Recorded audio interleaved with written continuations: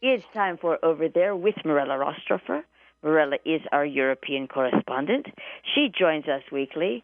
The only good thing I can say about COVID is that I've known where she was most of this last year. And with that in mind, I suspect she is in Switzerland. But she will actually tell us. Hi, Mirella. How are you? Yes, Jill. Hello, hello to you. Yes, from Switzerland, and I believe, considering um, how things are developing, that it's going to be for quite a long time still from Switzerland, and I'm actually today going to stay in the country with our conversation, talking about the right to vote for women in Switzerland. Uh, why am I mentioning that today? It's because it's an anniversary, and the right to vote for women in Switzerland is only 50 years old. It means that the law was accepted in February 1971. Um, this is extremely late compared to other European countries. Just to quickly compare, it was 53 years after Germany, 26 years after Italy, 52 years after Austria, and 27 years after France. Um, that is a very, very big difference, and something that is actually interesting to talk about. So it's not for not having tried that it didn't happen before. Actually, in uh, um, in 19 I don't want to say that wrong, in 1868 there was the first attempt in Zurich. Then in 1893 um, all these attempts failed, quite dramatically, actually. In 1904, the Socialist Party took this issue to try to counter what they thought was exploitation and bad capitalism. Um, but in spite of the fact that in 1909 there was then also an association of women for the right to vote, which was formed, it never really went anywhere, and the country was way too far from the thought of giving a voice to women, that all of these attempts were really failed, all of them. Between the 1914 and 1921, there were also countless propositions. Why countless? Because every propositions was not always in the same cantons. Cantons are, as a small reminder, what would be called the states in the US. So it happened in different part of Switzerland, but it didn't get much more successful either.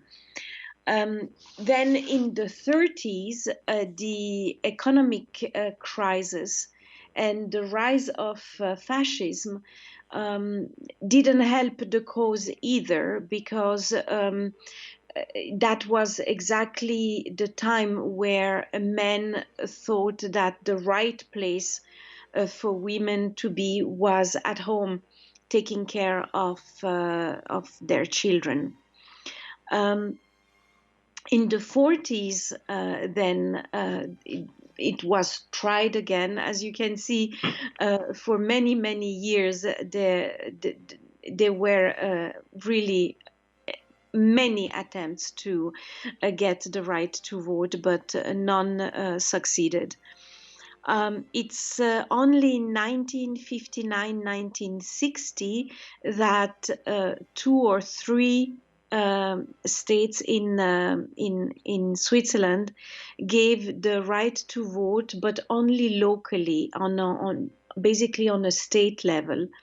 And finally, on a federal level, women got the right to vote in 1971. So one could really wonder how come then all of a sudden it was possible. And there are, of course, different theories. And one of them is the fact that because it was already possible in many big countries in Europe, the reputation of Switzerland was in that sense not so good, especially considering that it was becoming the place where many international companies were opening. And there was this need to feel that it was a country that also had open views on society. So maybe the reputational issue was one of the reasons why it finally succeeded. The reason why it didn't succeed before, those reasons are actually very classic, and I believe sometimes still valid in the head of some people. And it was the belief that women were not born to participate to political life, because they would neglect their children, they would neglect their husbands, and they would neglect their domestic duties.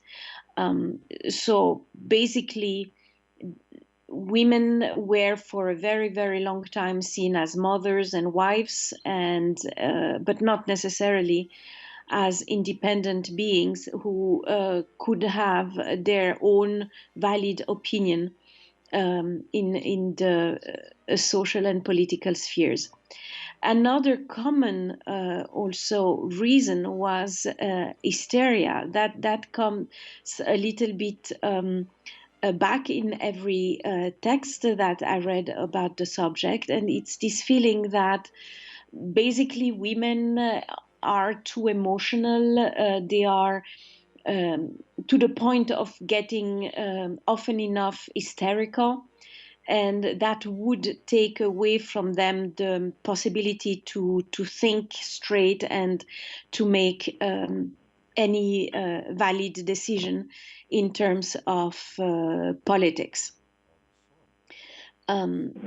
That is also combined with the fact that, for example, domestic violence was only criminalized in the 90s. So it definitely shows that there was a society where, for a very, very long time, men had a voice that was definitely the only valid voice in Switzerland.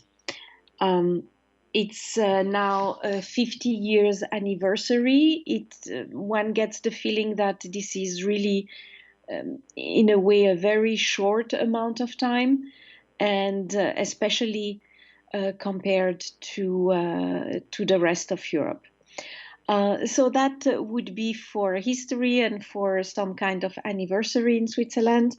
What we also have, and now for everybody to decide on that, men as well as women, is in March a referendum to forbid niqabs, to forbid the religious coverings that cover faces, because it's seen as a danger for society. I think that this is a very interesting topic, which I will probably mention further in the next few weeks, as it is to notice that there are very, very few women that actually wear niqabs in Switzerland, and that this is perceived a little bit as a form of racism against Middle East visitors. So this is a little link that I made today to show that the fight for women is not finished yet, and it can translate in different ways and for different reasons. But again, this next referendum is about women.